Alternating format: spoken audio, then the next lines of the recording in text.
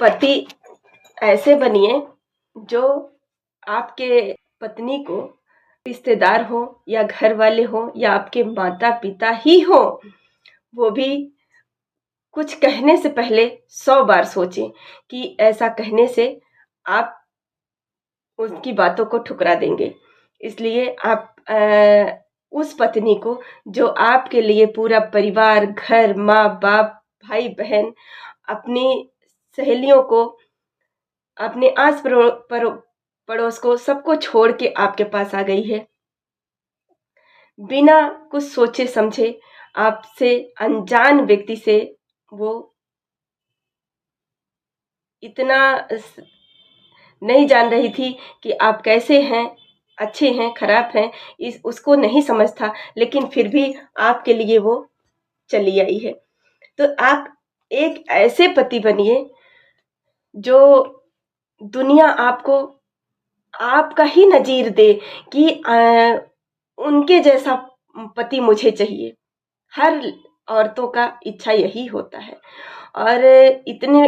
और आप जिस पत्नी को आप अगर अपनी सराखों पे बैठाए रहेंगे, तो आपके सामने या आड़ में भी कोई एक शब्द नहीं बोल सकता है, एक शब्द नहीं बोल सकता।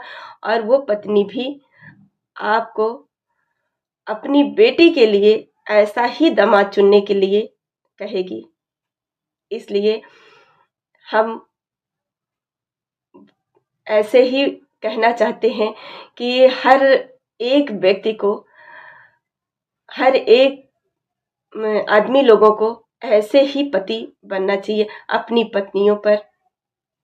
पहली बात तो विश्वास बहुत ज़्यादा करिए। विश्वास अगर आपका है तो पत्नी भी आपका विश्वास जीत जाएगी, क्योंकि कोई भी लड़की गलत नहीं करना चाहती है। और अपने पति के आगे पत्नी हार जाएगी, क्योंकि आपका प्यार इतना अटूट रहेगा, उसको हारना ही। इसलिए आप ऐसे पति बनिए, मान सम्मान भरपूर दीजिए और अपनी पत्नी को सराखों पे रखिए।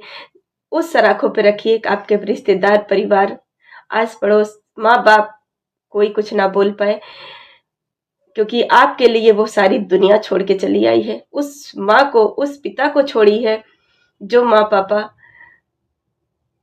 बचपन से पैदा होते ही उस बच्चे की परवरिश किए हैं। माँ 9 महीने पेट में रख के एक बेटी है उसको पालती है। माँ ही जानती है उस बेटी को कैसे देना है।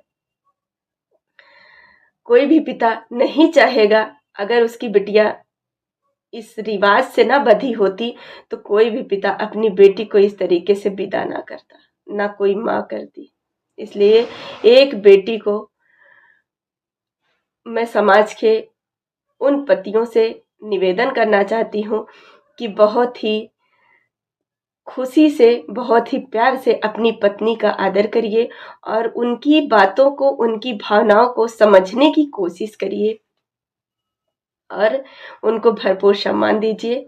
अगर मेरी बातें अच्छी लगी हो तो एक लाइक, शेयर, कमेंट ज़रूर करिएगा। Thank you everyone. Thank you.